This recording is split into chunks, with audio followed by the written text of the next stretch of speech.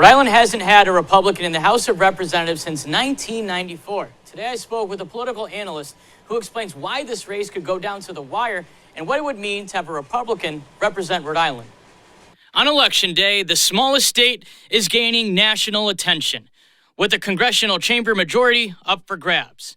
The second congressional district race between Seth Magaziner and Alan Fung has the opportunity to change blue tides to red in the Ocean State for the first time in 3 decades, resulting in what could be the closest congressional race Rhode Island has seen in over 10 years. Political analyst Dr. Adam Myers explains why Alan Fung could be the first Republican to fill a Rhode Island House in nearly 2 decades. This is a year in which the national environment favors the Republican Party, and Fung is a high-quality candidate. You put all those factors together, and it makes for a tight race.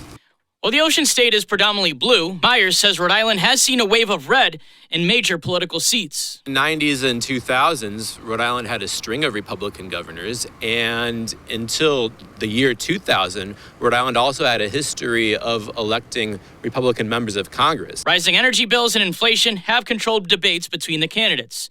Fung blaming, quote, out-of-control living costs on Democrats and why he voted against President Biden, while Magaziner blamed oil and drug companies, claiming Fung backs right-wing extremists. Magaziner would be kind of a typical Democrat that would largely toe the line in terms of what the Democratic leadership in the House is promoting.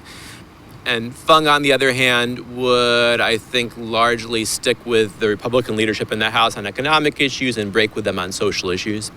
While Myers says both candidates won't have the biggest impact in the 435 votes in the House of Reps, the race is more of a symbolic one for Rhode Island's national reputation. It would change the way Rhode Islanders and New Englanders think about the politics of this region. It would change the way the national parties relate to this region. And right now, there is only one Republican in Congress in all of New England, that being Susan Collins in Maine. Stay with ABC 6 News on Election Day to find out if Rhode Island will be making that switch.